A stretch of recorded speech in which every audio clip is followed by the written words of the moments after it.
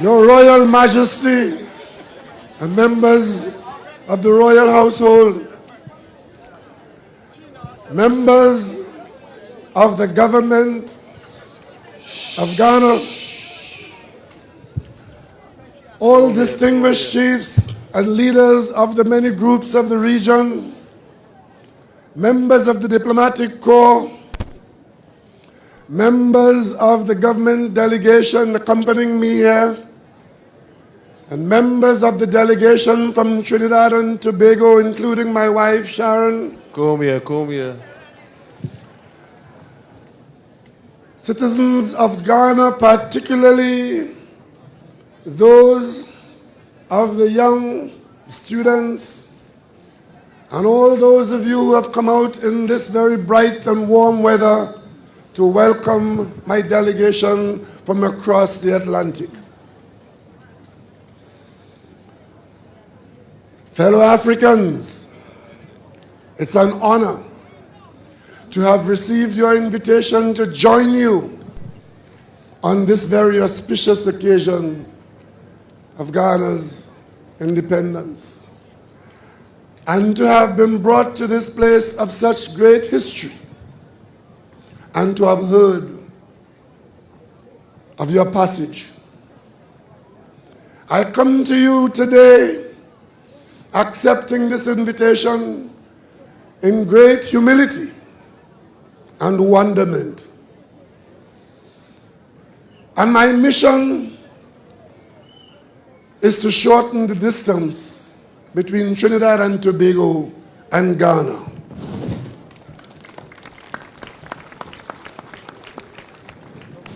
Many, many years ago, the people from which I came, you and those who occupied these lands in Africa, we were separated by force. And today, at the end of the year of return, which you hosted here in Ghana, I join you in accepting the belief that we are always one. In my country, we are represented by people of all races, from all over the world. But a significant component of our people of Trinidad and Tobago are people of African ancestry. Our history, Ghana and Trinidad and Tobago, is combined. Before Ghana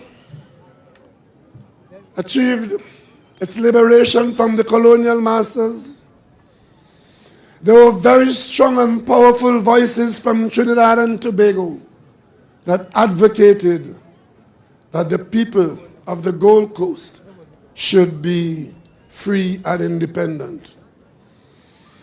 You would have heard the voice of George Padmore of Trinidad and Tobago. You would have heard the words of C.L.R. James of Trinidad and Tobago. And you would have heard the words of Dr. Eric Eustace Williams, the founding father of the independent nation of Trinidad and Tobago. And when Ghana became the first of the colonies to have attained independence,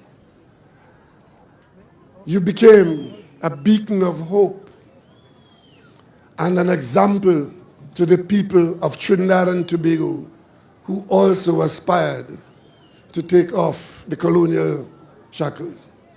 So at our independence, Dr. Williams said to the people of Trinidad and Tobago, pointing across the Atlantic to you here in Africa, to you here in the Ghana, and said, if Ghana can do it, Trinidad and Tobago can do it too.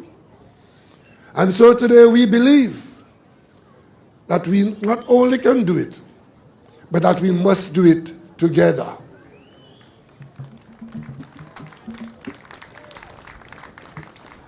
Our cultural antecedents have been presented to us here today, and we see such great similarities. While those of us across on the western side of the Atlantic have lost some of it, Rest assured, we have not lost all of it, and we have also invented along the way. Today, it is with great honor that I represent all the people of Trinidad and Tobago, holding out to all the people of Ghana the promise that we can work together, that we must work together, because the world today is demanding that unity and purpose of all our people.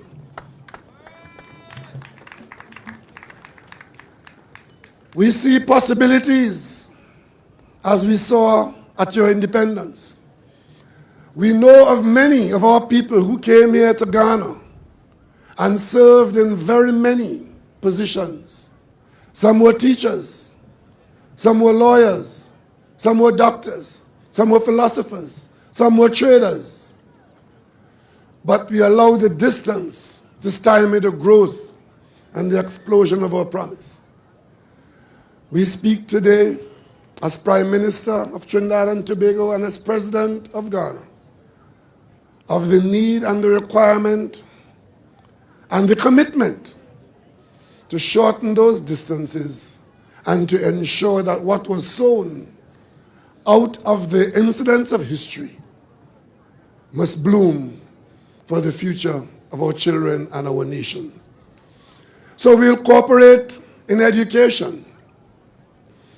Our universities in Trinidad and Tobago have done and remain poised to provide training to Ghanaians who are preparing to enter an industry in which Trinidad and Tobago has been in for over a century.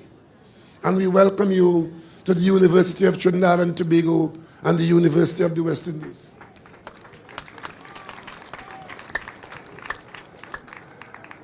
We look at the history of our economics and realize that there was a time when we in Trinidad and Tobago relied, as you do here now, on the production of cocoa. And over time, we lost those skills and lost those plantations. But the international markets are still there. And as Trinidad and Tobago look to encouraging others in our nation to grow more cocoa, we remember that the Cocoa Research Unit is in Trinidad and Tobago for decades, supported by Ghana and other cocoa-producing nations. And we intend to continue to cooperate. And we look forward to Ghana becoming the world's largest producer of cocoa. And as you produce all that cocoa, we of Trinidad and Tobago will continue to produce our fine and flavor cocoa, which is blended with yours to make the finest product known in this area. And ladies and gentlemen, children, we look forward to combining in diplomacy, encouraging Trinidad and Tobago and the CARICOM to stand with and speak with the AU, because the OAU represents all our people, and as we come together, we are stronger and better for it. In agriculture, we as a Caribbean nation had experienced the production of species that you have here in Africa, which you have commonplace here in Ghana. And the food security that you enjoy, we too would like to continue to enjoy that. We have lost some of those species, and I have brought with me my advisor in agriculture, and we are setting the stage to obtain from you significant planting material to restart our agriculture in the production of ground provisions. We look forward to the technical assistance, and we look forward to feeding ourselves in Trinidad on that beautiful white Ghanaian yam that you serve us whenever we're here. Culturally, everything is identified by our behavior as cultural entities. And we look forward to receiving in Trinidad and Tobago the vibrancy, the bounce, the dance, and the theater of Ghana. And we look forward to sending you our steel band so that you can hear the instrument which was invented in Trinidad and Tobago the only instrument invented in the 20th century, invented in Trinidad and Tobago. You will hear it here in Ghana in the not too distant future. Fellow Africans, Ghanaians, all West Indian people here in Ghana, citizens of Trinidad and Tobago, one of whom danced here this evening. There was a lady who danced here, invited to dance.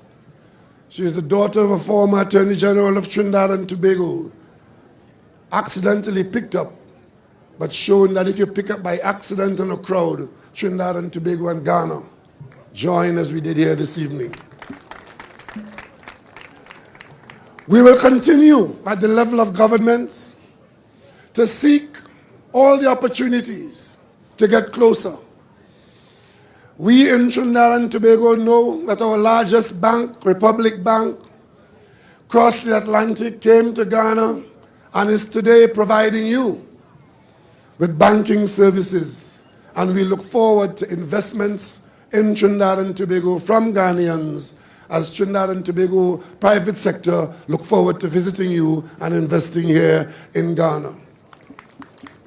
And the day will come when you will know as commonplace the label made in Trinidad and Tobago, because we are a manufacturing nation, as we will accept the label made in Ghana.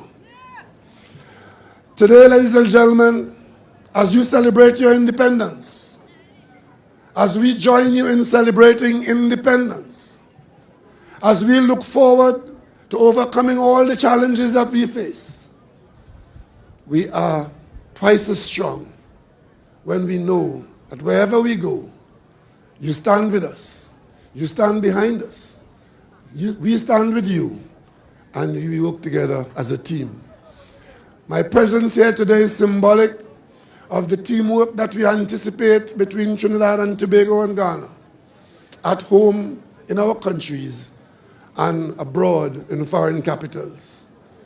So I want to thank you very sincerely for inviting me and my delegation and my country to this very special occasion, and for remembering that as you invite all of the diaspora to come home to Ghana, that Trinidad and Tobago is a part of that cavalcade.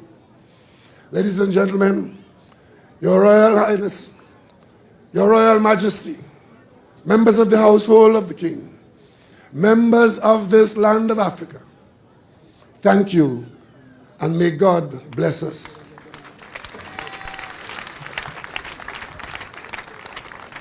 May God continue, and long live the Shaman. Long live the Shaman.